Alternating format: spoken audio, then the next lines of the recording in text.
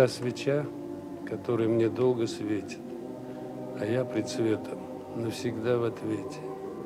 Через тебя меня Господь приветил. Ты мой весенний ветер, ты та, которая не может не присниться. Ты моя жар-птица, ты моя жена. Ты умерла, но ты не можешь прекратиться.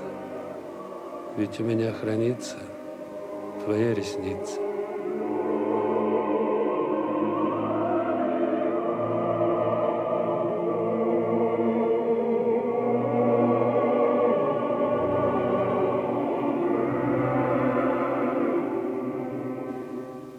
Вот, Ира, сколько времени прошло? Да, уже 21 год. А все равно она меня не отпускает, живет в памяти моей, в сердце моем живет. И я рад этому. Это, конечно, самый, наверное, большой подарок моей судьбе Лариса Шипитько.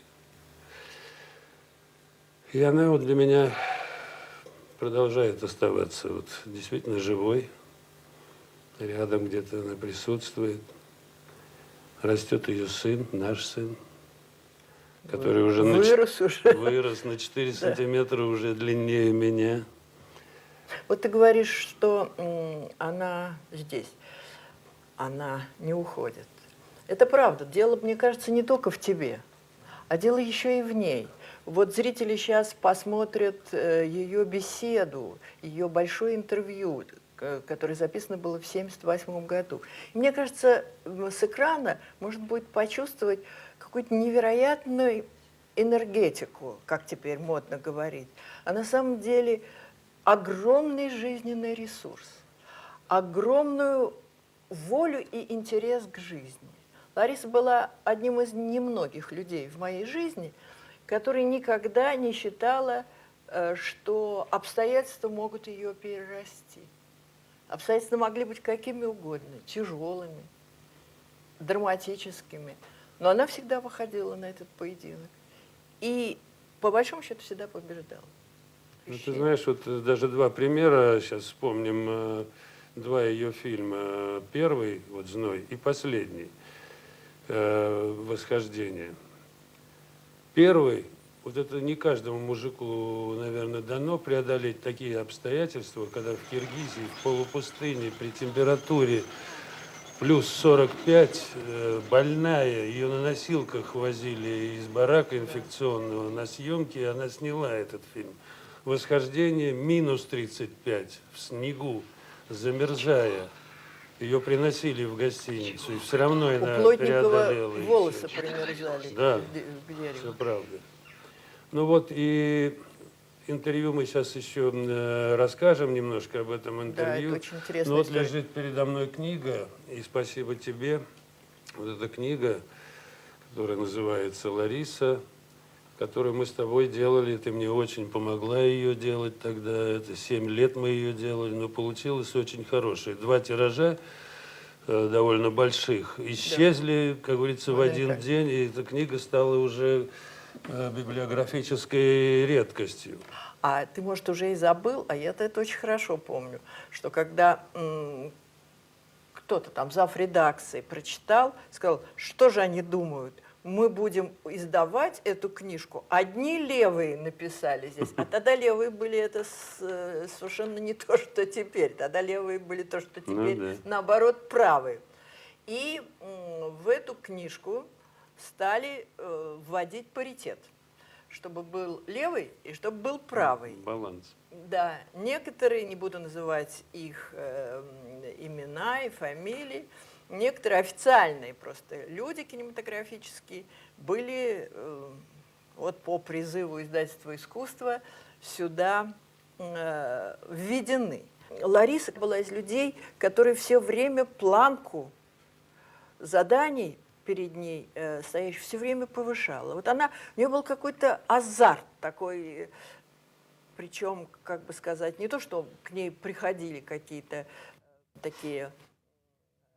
такое боевое настроение, а жизненная стратегия, я бы так даже сказала, была такая, что как бы ни были суровые обстоятельства, как бы они не были враждебны, что тоже бывало, все равно обстоятельства не могут быть выше человека. Ира, это натура. Это натура, но согласись, что среди интеллигенции современной, не только вот сегодняшнего дня, а вообще послевоенной, скажем, это нетипичное очень. Ну, не будем трогать интеллигенцию. Нет, да, я оставим ее. Я не трогаю, я просто... Это натура, раз. И во-вторых, вот любая серьезная работа, и в искусстве в том числе, и в кино особенно, может быть, это преодоление. И поэтому столько вот энергии, столько мощи в этих фильмах, как бы иногда они камерными не выглядели. Ну и вот, и поэтому мы опять возвращаемся к Западному Берлину 1978 года, к февралю, когда вот встретились две давние подруги, Лариса и Фелиция фон Ностиц. И вот сейчас вы можете посмотреть и послушать эту в высшей степени, мне кажется, интересную беседу. А появилась она так. В 1977 году фильм «Восхождение» по повести Василия Быкова был показан на Берлинском фестивале и получил там главную премию этого фестиваля – Гран-при. Успех был колоссальный. Успех фильма, успех Ларисы как режиссера, как женщины, как личности. И ее за год до следующего фестиваля пригласили работать в жюри. И вот во время фестиваля 1978 года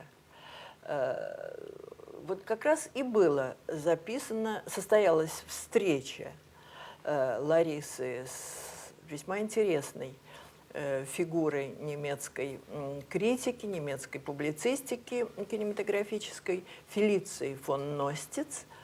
Она не просто интервьюер, она действительно собеседница здесь.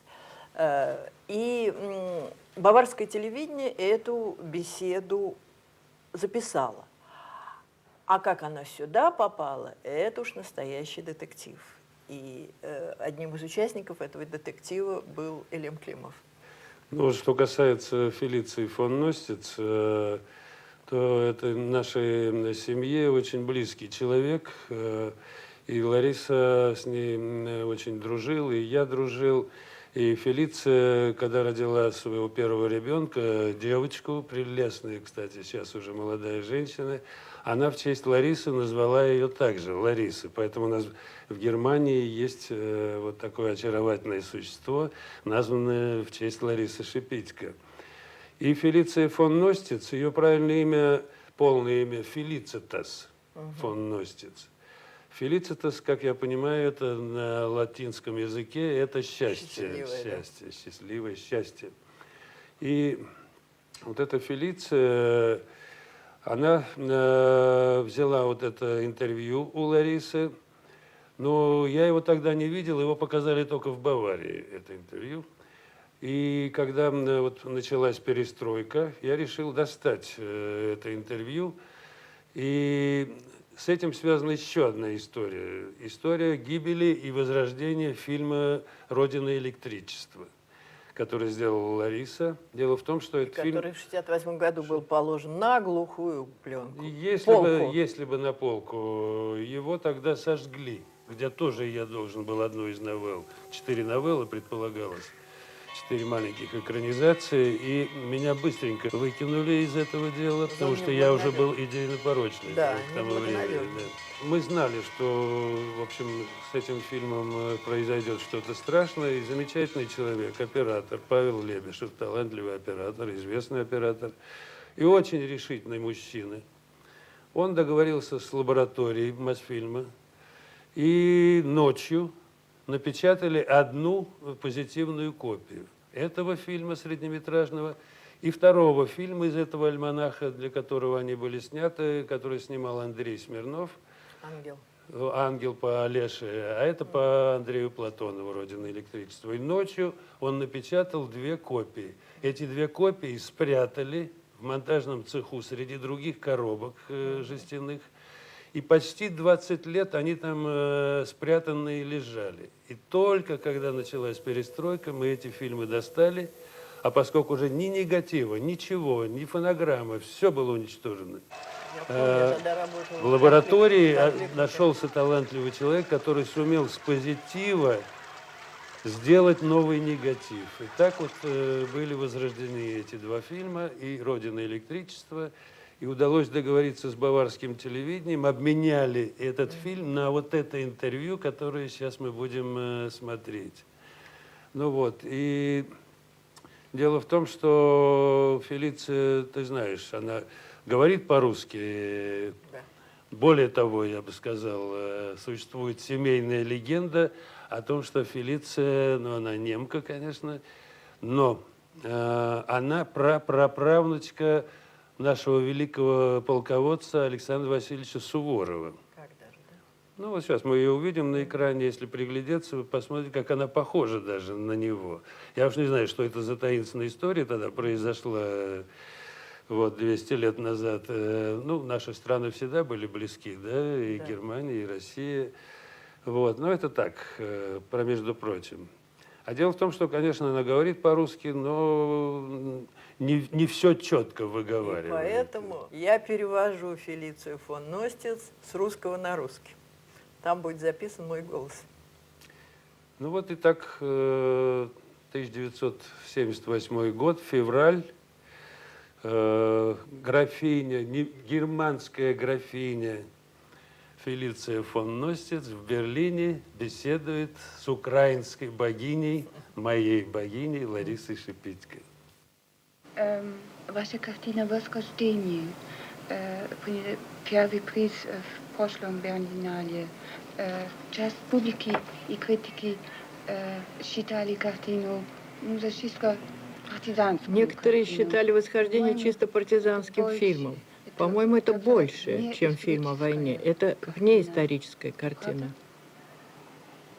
Ну, это было бы слишком резко сказано, внеисторической. Каждая картина – это есть выражение своего времени.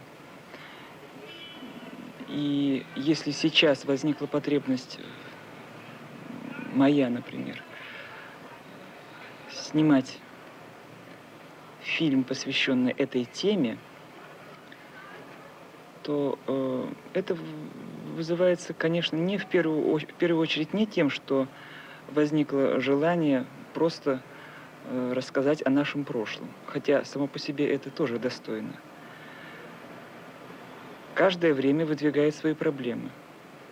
И проблема героического на сегодняшний день, может быть, стоит не менее остро, чем она стояла во время войны. И просто для того, чтобы выкристаллизовать для себя определяющее значение духовного начала в советском человеке, для этого мы обратились к опыту прошлого. Потому что, если говорить о причине победы русского человека во Второй мировой войне, то она в первую очередь заложена в преимуществе нравственном, в духовном преимуществе. И повесть Василия Быкова поразительно выкристаллизовала определяющее значение этой духовности. И этот нравственный опыт является не только достоянием нашего прошлого, он необходим нам сейчас, в нашей сегодняшней жизни. Потому что герои во время войны – это явление частое, но определить для себя понимание героического в мирное время очень важно, потому что для нас совершенно не безразлично иной раз, что такое совершить поступок в мирное время. Компромисс маленький, так сказать, который приводит к маленькому конформизму, совершенно незаметно в мирное время может перерасти в конформизм большой, в измену идеалам, в измену своей структуры. Вот почему одной из главных проблем сегодняшнего нашего искусства в первую очередь является проблема нравственного самосовершенствования человека. Вот почему вопросы духовности советского человека являются главными на сегодняшний день. Потому что от того, насколько духовно наше общество, будет зависеть его здоровье. Если общество духовно, оно имеет не только прошлое, но именно имеет настоящее. И главное, оно будет иметь будущее. Если оно бездуховно, оно бесперспективно. Может быть, вы боитесь, что они, ваш народ тоже Не боитесь ли вы, что ваш народ тоже консументов, станет народом потребителей, как американцы? Ну, вы знаете, так сказать, всякое общество, которое достигает определенного высокого материального уровня, перед таким обществом всегда стоит угроза, так сказать, этого потребления. Вот почему, повторяю, на сегодняшний день мы можем решить проблемы, так сказать, научно-технической революции. Мы можем создать совершенную технику, мы можем совершить чудеса в открытии науки. Но кто будет владеть этой техникой? В чьих руках она окажется? От этого зависит моральное здоровье общества. Вот почему нам не безразлично, в чьих руках будет эти завоевания науки и техники. И в конечном счете, так сказать, не материальная обеспеченность, не технический прогресс определит высокий уровень общества. Не только это. А самое главное, высокое нравственное гармоническое развитие человека. Да. И, может быть, мне кажется, что вы тоже ищете источники. Мне кажется, что вы тоже ищете источники этой духовности в вашей великой классической литературе. Потому что мне показалось, что Сотников родственник идиота Достоевского. И вся эта идея, мысль, что страдание возвышает, очищает человека, это ведь мысль Достоевского. Это естественно. Естественно, ничто ни из чего не рождается. Достоевский просто в свое время, 100 лет назад, в литературе поразительным образом открыл миру новое, незнакомое понятие «таинственная славянская душа». Это было нечто, так сказать, может быть, умозрительное, но просто в своем... Это открытие было в чисто литературном смысле высоко тем, что оно опиралось на действительное духовное наследство, которое из поколения в поколение передавалось русскому народу, и именно оно сформировало лицо нации. Духовность, высокая духовность, вне зависимости от образовательного ценза, она образовала, в конце концов, сформировала именно то лицо нации, какое было выражено в лучшей литературе XIX века, в том числе и Достоевского. И, естественно, как самое лучшее, как то, что и является практически единственной гарантией бессмертия нации, это ее духовность. И это, естественно, осталось с нами, и я надеюсь, что оно будет жить с нами. И это наследство, то, которым мы дорожим, и которое нам гарантирует наше здоровье. Вот почему мы всячески обращаемся к этой теме, потому что это наши корни. И Сотников, картина, как это было принято? Как было принято «Восхождение» в вашей стране? Что за публика смотрела фильм? Может быть, это только интеллигенты? Нет, вы знаете, случилась неожиданная реакция на картину, потому что мы поначалу, в общем, тоже думали, что, может быть, этот фильм будет понят только очень определенными кругами.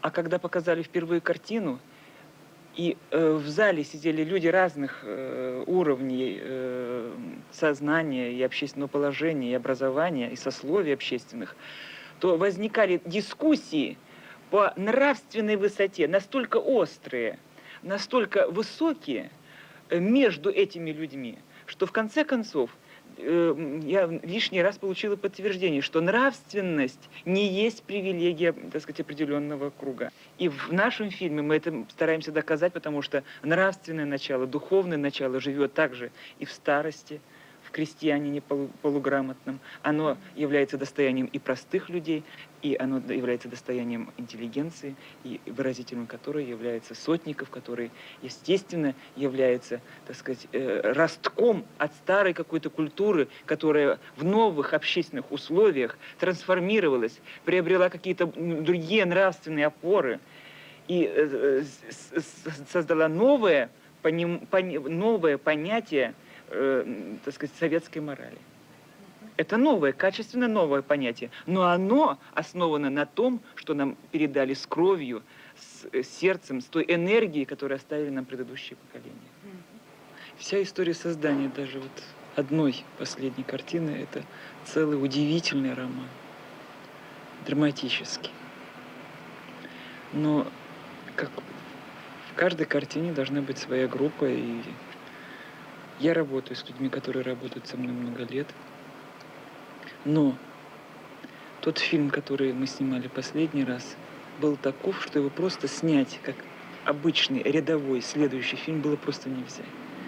Природные условия были ужасные. Минус 40 градусов, ветры, чудовищные метели. Актеры отказывались одевать что-то потеплее, потому что они хотели пережить те же условия, которые были 30 лет тому назад, в 1941 году. И поэтому они на этой лютой стуже, они практически без одежды работали. И зараженные примером актеров, исполняющих главные роли, произошла однажды удивительная история, которую я только потом долго не могла от нее отойти. Мы снимали эпизод один, проходила автоколонна. И в начале фильма, вы, наверное, помните, там в снегу лежит, в сугробах спряталось население. Партизанский отряд, который спас мирных жителей, дети, старики. И вот они терпеливо дожидались, когда эта колонна пройдет мимо них. Но, как это бывает часто в съемках, моторы не работали, заглохли.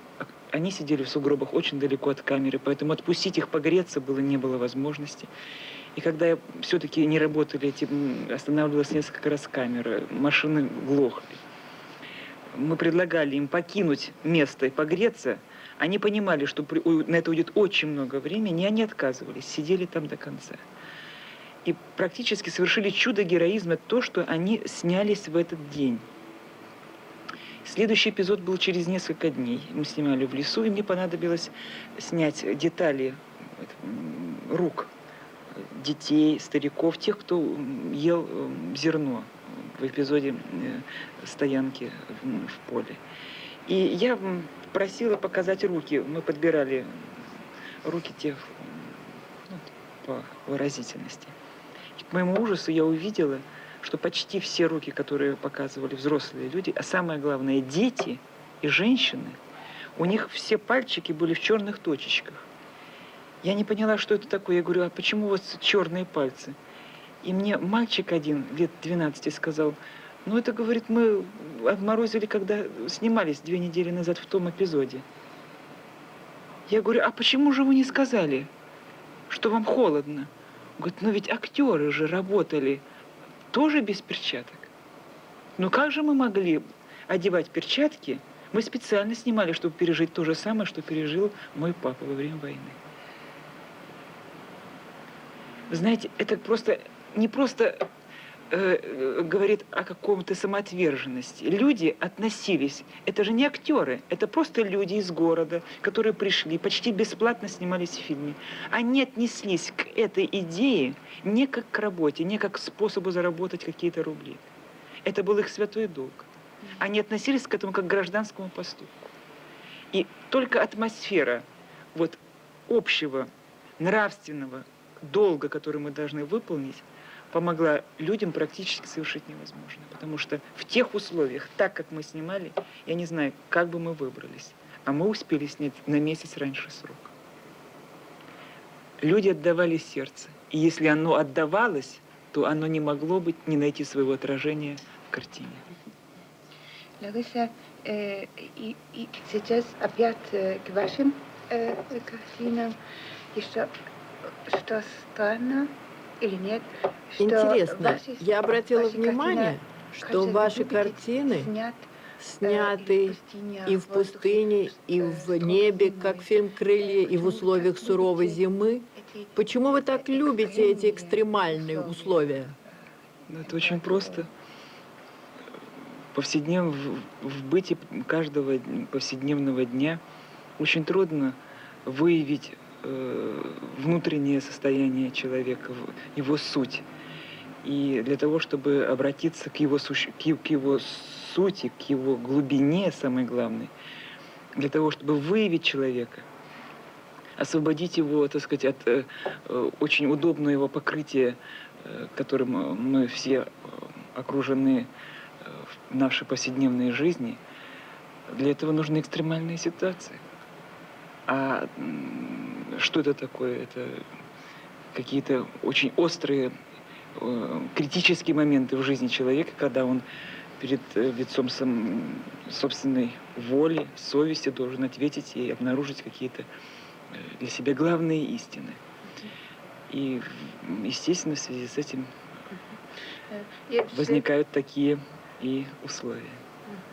В связи с этим тоже в ваших крыльях мне казалось, что чудная фигура Надежды Петровны. Вопрос о фильме «Крылья».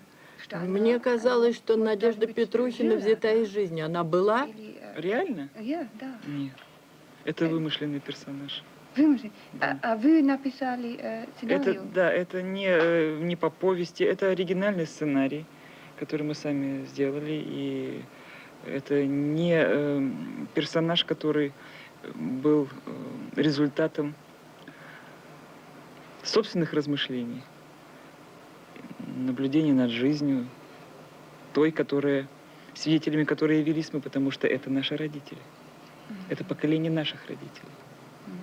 Вот почему и сценаристка Рязанцева и Ежов, которые писали сценарий, все свои воспоминания, все свои чувства отцов и матерей передали в этом. Скажите, Лариса, я поняла конец. Я поняла конец фильма так. Конечную сцену с самолетом. Ну, как сказать... Петрухина как садится в самолет и взлетает. самоубийство. Это что, символическое Вот это самоубийство? так? А вы сегодня... Если бы вы ответили сегодня сцену снимали опять? «Крылья», вы бы его завершили так же? Ну, хотя фильм снимался 10 лет назад, если бы его все-таки снимала, я наверняка бы снимала точно так же. Потому что весь вопрос не в том, так сказать, чем закончится этот последний полет. Весь вопрос в том, что человек даже в таком сложном уже возрасте, после 40, когда очень трудно менять жизнь, когда очень трудно пересмотреть свою жизнь, прийти к каким-то, может быть, даже, так сказать, катастрофическим выводам для себя. Но Петрухина сильный человек, она талантливый человек. И она имела мужество совершить поступок, она вернулась сама к себе. И это самое главное. Это есть результат. Да. Ну, она не вернулась. Она вернулась в небо, к себе, к своему таланту, к тому, ради чего она, так сказать, была рождена, потому что это ее призвание от природы. Да. Ну, она не могла больше жить на земле. Потому что она не могла жить не по призванию, не по таланту. И как всякая сильная личность, она это ощущает, противоестественность этого существования. И довольно поздно драматизм фильма заключается в том, что обнаруживает этот человек в критическое для себя время. И в этом ее счастье, может быть, даже поздно. Но она это обнаружила, в этом счастье, потому что есть миллионы людей, которые обнаруживают для себя очень важные драматические истины, что они прожили не свою жизнь слишком поздно, а миллионы людей даже не обнаруживают этого. И так и умирают, прожив не свою жизнь, в неведении, ради чего они родились и зачем они прожили эту жизнь. Ну, это все-таки вольная смерть. Это акт доброй воли. Акт доброй воли. Акт собственной воли. Она решала свою судьбу сама. Сама умереть? Нет. Я не знаю. А вдруг она вернется? У нее уже хватило дара, таланта завести машину, которую она не знает. Я надеюсь, что у нее хватит такого же таланта ее посадить. Ну, а у нее такая страшные глаза. У нее перед, такие страшные глаза перед вылетом. детским. А теперь представьте себя на ее месте. Я не думаю, чтобы они у вас были другими. Нет, нет, именно, именно. Еще к началу вашей пути очень простой вопрос. В начале Что вас вашего тянуло пути, от именно чего вас в потянуло режиссуру именно в кино? режиссуру кино? Что может только кино Что дать может только кино дать людям? людям? Почему вы не Почему вы не избрали вид другой вид искусства, искусства, а именно кино? а именно Вы кино? знаете, вопрос этот очень и простой, и сложный одновременно. Простой, потому что в то время, когда мне было 16 лет и решался вопрос выбора профессии, к этому моменту я умела все понемножку. Я немножко писала, немножко рисовала, немножко пела, немножко сочиняла. И все эти маленькие способности, по подсказке одного человека, могли бы пригодиться в одной профессии. И эта профессия была кинорежиссура. Конечно, в тот момент это было абсолютно утопично предположить, что я всерьез, что ли, задержусь в этом искусстве. Потому что для меня это было удивительным общеобразовательным делом. Это и Довженко, который нас учил и взял нас на курс, и в том числе впервые было набрано на курс так много женщин, на вопрос одного скульптора, который увидел так много девушек на курсе, сказал: Александр Петрович, неужели вы думаете, что из них всех могут получиться режиссеры? И на это он серьезно в нашем присутствии сказал: конечно, я не думаю, что они станут режиссерами, но я надеюсь сделать из них интеллигентных людей. И это уже немало. И что, по-вашему, имеет... А какие, по-вашему, кино имеет преимущество, скажем, над перед литературой? литературой? Ну, как литература имеет свои преимущества перед Да. кинематографом, а мы имеем свои преимущества, и они заключаются в массовости, в коммуникабельности с миллионами людей.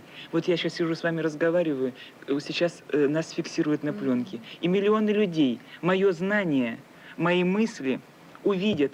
Это станет их достоянием, они могут согласиться или не согласиться. Но мы входим в контакт с миллионами людьми мгновенно. А литература – это избирательное искусство. Я могу прочитать, могу не знать о существовании этой книги и могу отложить ее. А кинематограф обладает, помимо всего прочего, еще магией. Это все-таки чудо, согласитесь. И это чудо, как ни странно, и удерживает многих профессионалов в этом кинематографе, как в искусстве. Даже тогда, когда ты понимаешь, что ты вроде бы занимаешься не своим делом, что ты терпишь поражение за поражением. Тебе кажется, что это все не так, и надо бы уйти. Я несколько раз для себя решала этот вопрос таким образом. И в последнюю секунду какая-то магическая сила меня удерживала от этого поступка. И это называется, так сказать, магия кино. Потому что это прекрасная болезнь. Она чудесная. И даже в наших картинах, которые мы снимаем, я лично сталкиваюсь с этим чудом. Потому что не все в ней можно поверить логикой. Можно все написать, можно все срепетировать, можно определить метражи, можно обусловить, все логически вычислить. Но потом, когда начинается действие, когда потом подключается монтаж, звук, и приобретает объем это изображение, оно приобретает не просто сумму, оно приобретает отдельное, другое качество, непредсказуемое порой. И особенность этого искусства заключается в том, что тут делается ставка на интуицию. Интуиция, чувственное воображение, которое делает режиссера кино отдельным даже от режиссера театра. Потому что благодаря этому кинематографическому образному мышлению режиссер может творить это так называемое чудо, на него делать ставку и получать его или не получать. Лариса, и что специфически А Довженко чему вас особенному учил? вас учил Довженко? Что вы... Ну, вы знаете, Это же, я вам уже говорила, да. на это очень трудно ответить. Отношение к В первую природе. очередь, В первую очередь, конечно, у него были нравственные высокие критерии к тому, к людям, работающим и посвящающим себя кинематографу. Это самое главное и первое условие. Второе, обязательное наличие образного мышления. Если он считал просто образованным человеком, умным, он считал, что ум, только чистый логический ум, не есть основание для того, чтобы работать в этом виде искусства. Образное мышление, умение видеть природу и преобразовывать ее как живое существо, потому что человек есть продолжение этой природы. Он часть его. Он находится во взаимоотношениях с ним, или в гармонии, или в отторжении. И все его фильмы лучшие, они на этом построены. И в этом смысле он особо стоит в нашем кинематографе, потому что в нем это было развито как ни у кого. И это было главным требованием, главным условием видеть мир во всем его многообразии, во всем его силе и мощи образного значения. Ну, он еще считает, что можно... И он считал, что можно привести в гармонию природу и технику. Он верил в это свято. Да. Ну, Он верил в это, если бы... И сегодня, И сегодня вы еще верите в эту возможность? Если бы мы в конечном счете в это не верили, мы должны были бы спокойно сейчас все сесть, ложиться и умирать. Надо бороться за это. Этот разрыв катастрофически происходит быстро. Он все расширяется, и поэтому нужны чудовищные усилия всех для того, чтобы это соединить. Лариса, может быть, кроме Довженко, были у вас еще... А кто, кроме Довженко, из советских или зарубежных мастеров кино, оказал на вас особое влияние? Ну, это очень трудно сказать, кто из них влиял, потому что сознательно, конечно, я ничей опыт не пыталась брать на вооружение. Есть просто режиссеры, которые своим существованием в искусстве, своей образной системой мне близки. Я их принимаю очень близко к сердцу, и наверняка, естественно, так или иначе, это каким-то образом влияет на, или влияло на формирование какого-то собственного мироощущения в кино. Ну, из зарубежных режиссеров, в первую очередь, это, конечно, Бергман, Брессон, Бенуэль, ранний Куросава. А из наших мастеров, я вам говорил, я учился у Довженко, и ближе всего мне, может быть, по нутру своему, по своему образному видению из современных режиссеров, это Тарковский, Климов. Их мир мне понятен, близок, я живу в их системе координат, и это и есть круг моих пристрастий. А так вы не чувствуете так аутсайдером? То есть вы не чувствуете себя аутсайдером в вашем кино, так как вы принадлежите группе молодых режиссеров, которые хотят того же, что и вы. Безусловно, в этом смысле мы счастливые люди, потому что я принадлежу, как вам известно, к генерации тех режиссеров, которые появились в кино в 60-х годах. И в этом смысле мы почти одновременно появились в кино, мы живем рядом, работаем на одной студии. Слава Богу, у нас у всех пока сохраняется собственное лицо в кинематографе. Мы уважаем друг друга, никогда не подделываемся друг под друга. И откуда вы возьмете? Откуда вы берете ваших чудесных актеров? Я знаю много гениальных актеров, перед которыми я преклоняюсь, уважаю, но никогда бы не стала с ними работать, потому что это не мои актеры. Актеры, которые, так сказать, которые принадлежат к моему чувственному мироощущению. Я мгновенно нахожу с ними контакт, легко осуществляю контроль, и отсюда свободное выражение образа. И вам равно, Для вас не составляет разницы, опытные это актеры или неизвестные? Никогда не играют. Ну, с опытными гораздо легче работать, а с неизвестными интереснее. И какие, ну, атрибуты... Какими качествами должен которые обладать должен иметь актер, ваш актер уже чтобы вы могли сказать, что это ваш- именно ваш ваш актер? Какие Я вам атрибуты я вам уже сказала сказали, уже, да. И желаемая Желательно физическая ли красота? физическая красота? Вы знаете, это такая относительная вещь, красота.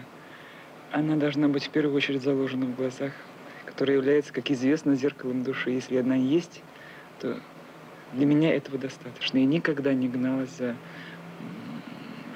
так сказать, за стандартными нормативными лицами, красивыми лицами. Это не было задачи никогда.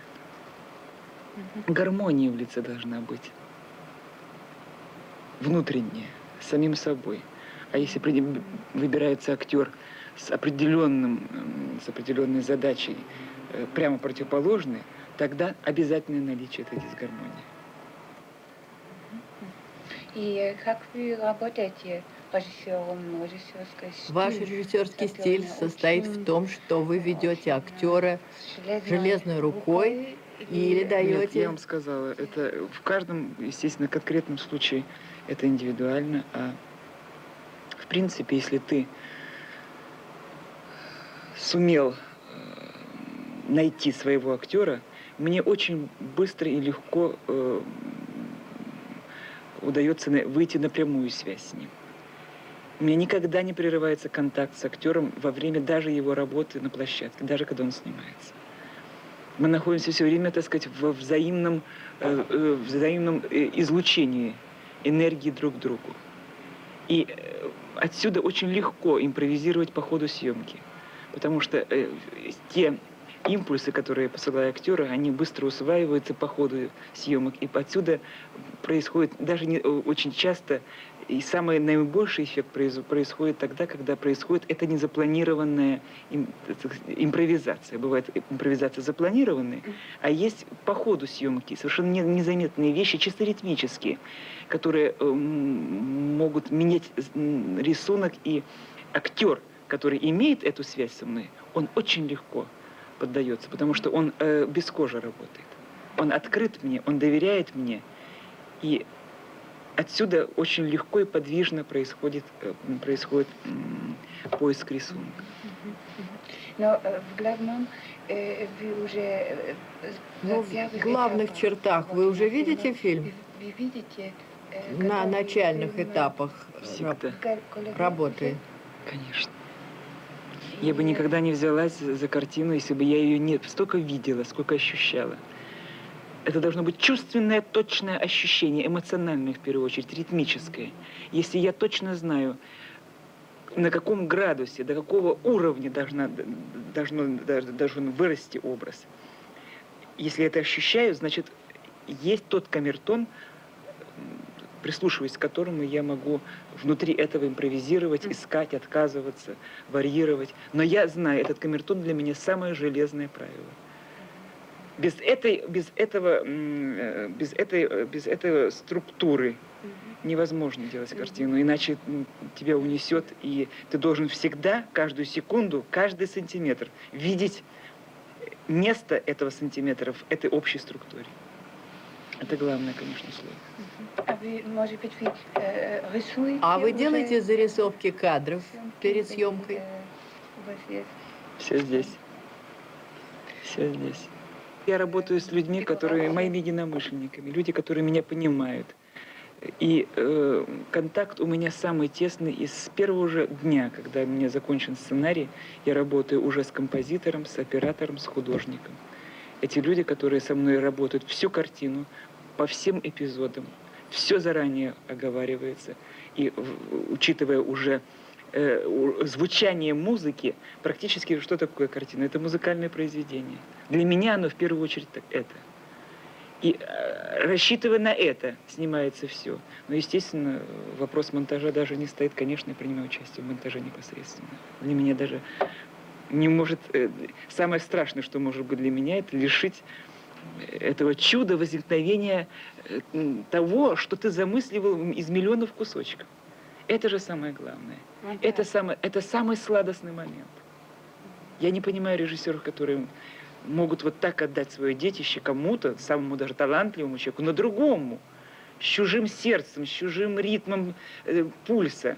Это же невозможно. Это самое трудное. И я считаю, что самые большие современный кинематограф, тот, который сейчас больше всего ценим, тот, который выходит сейчас на новый уровень открытия, на новый уровень открытия новых поисков, новой стилистики в кинематографе, он невозможен без самого тщательного участия режиссеров в заключительном этапе.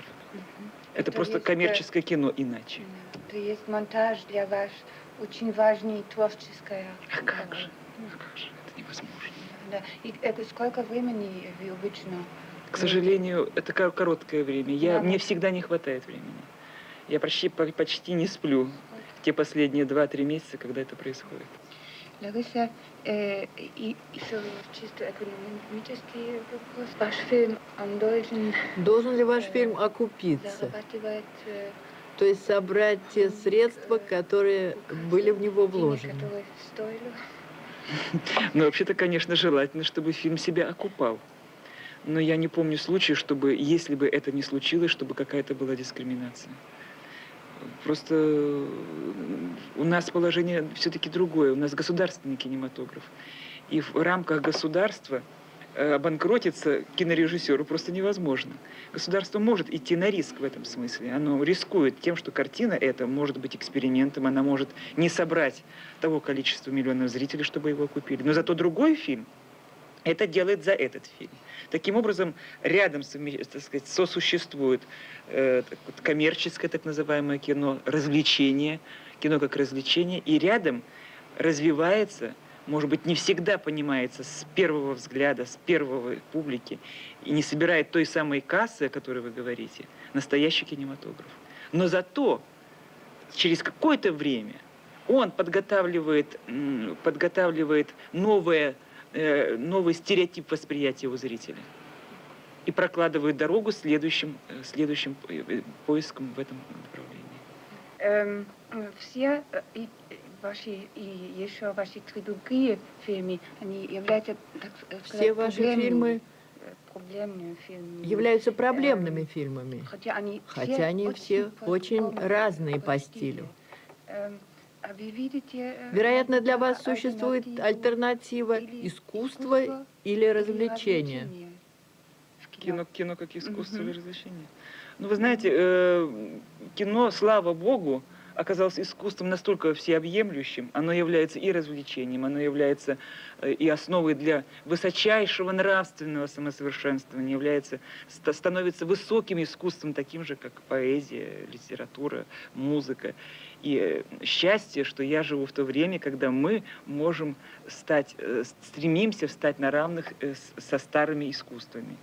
И каждый человек, который работает в кинематографе, в силу его способностей, его привязанности, может заниматься либо одним делом, а именно развлечением, либо рассматривать этот вид искусства как высокое искусство. Я считаю, что для меня это не просто работа, для меня это выражение меня, это моя жизнь, это все мое существо устремлено к этому самовыражению. И поэтому, если я считаю, что я живу не для работы, не для денег, а живу в кинематографе как человек, который живет ни для чего больше. Ой, извини, я так долго объясняю.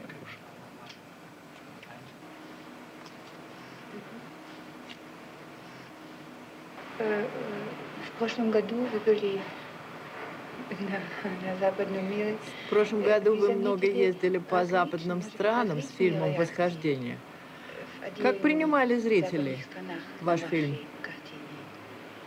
Вы знаете, если кинематограф обращается не только к уму зрителя, но в первую очередь к его чувственному миру, то практически любая картина, если она обращена к чувственному восприятию, она достигает сердца зрителя на любом полушарии.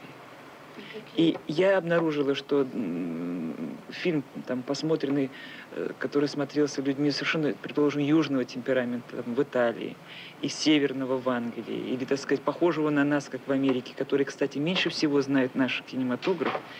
И для них сам факт существования такого фильма и рассказывающего определенные истории в жизни нашего общества, уже сам факт – новость.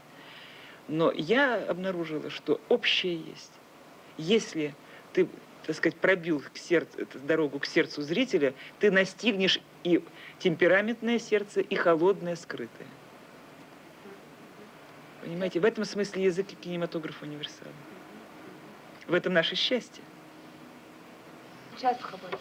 Лариса, вы, наверное, сейчас работаете над каким-то новым фильмом, да?